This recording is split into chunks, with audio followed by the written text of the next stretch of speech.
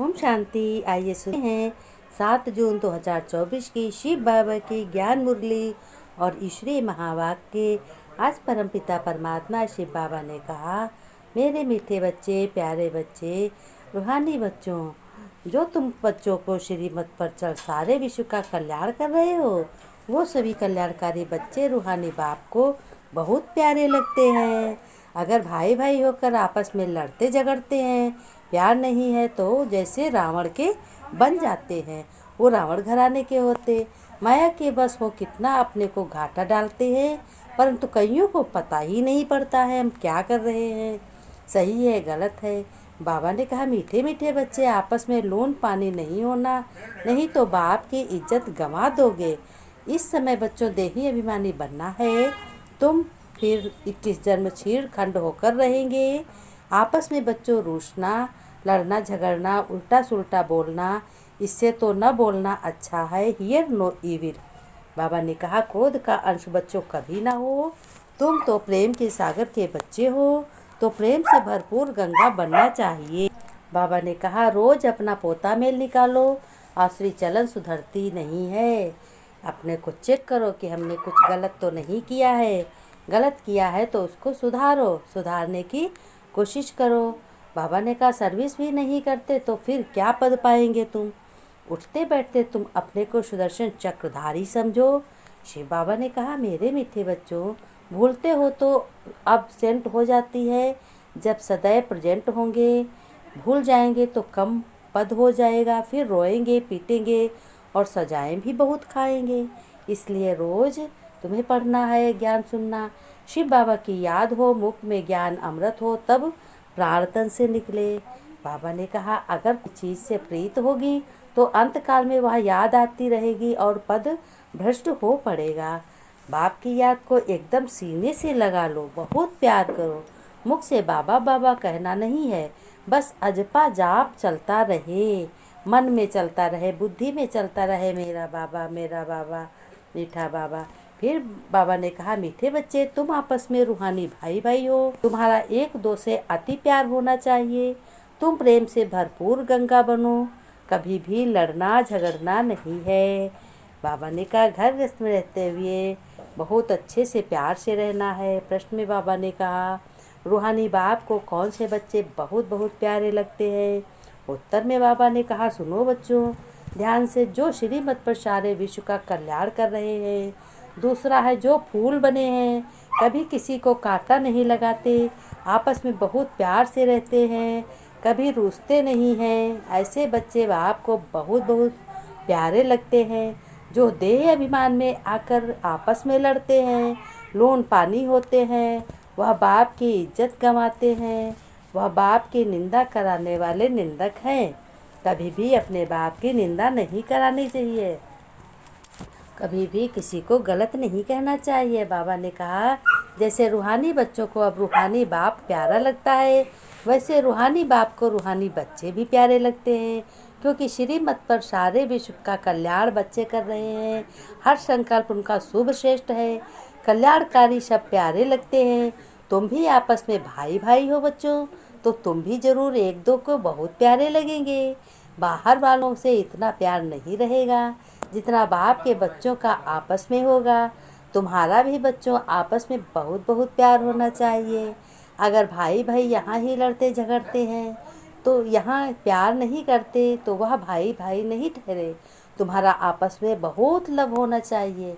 बाप का भी तो आत्माओं से लव है ना, तो आत्माओं का भी आपस में बहुत बहुत लव होना चाहिए। सतयुग में सभी आत्माएं एक दो को प्यारी लगती हैं, कोई लड़ते झगड़ते नहीं हैं। जैसा अब हो रहा है वो सतयुग में नहीं होता है, क्योंकि शरीर का अभिमान टूट जाता है। तुम भाई भाई एक बाप की याद से सारे विश्व का कल्याण करते हो, अपना भी कल्याण करते हो, तो भाइयों का भी कल्याण करना चाहिए। इसलिए देह बाप ने कहा, देह अभिमान से ही अभिमानी बना रहे हैं, और वो लौकिक भाई भाई तो आपस में धन के लिए, हिस्से के लिए लड़ पड़ते हैं। यहाँ लड़ने झगड़ने की बात नहीं, हर एक को डायरेक्ट कनेक्शन रखना पड़ता है।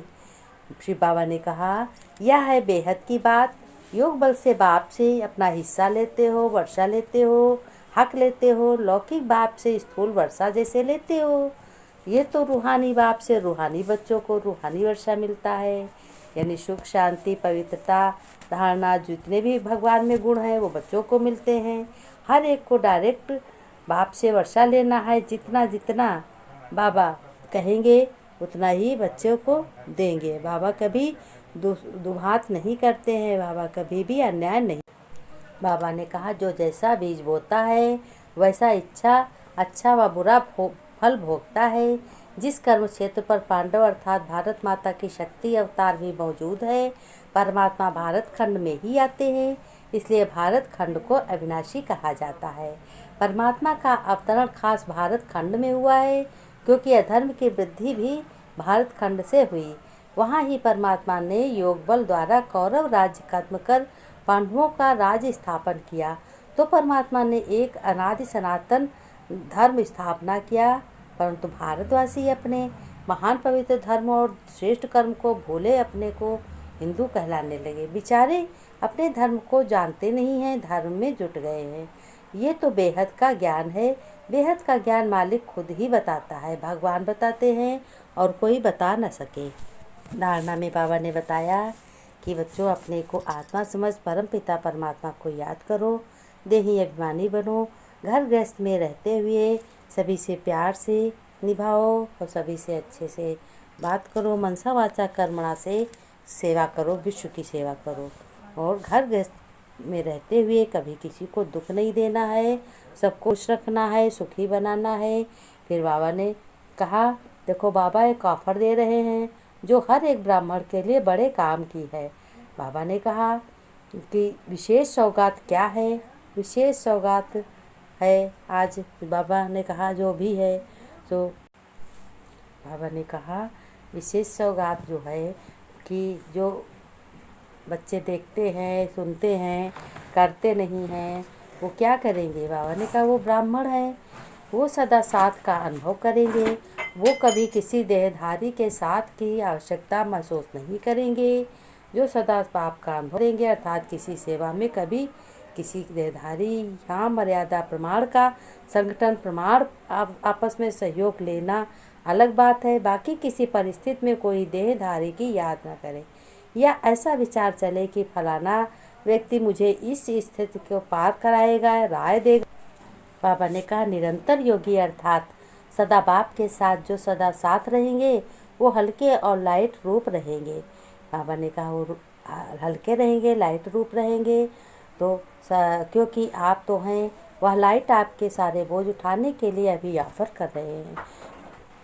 बाबा ने नमस्ते की हम रूहानी बच्चों को, रूहानी बाप दादा की याद प्यार नमस्ते नमस्ते, गुड मॉर्निंग बच्चों।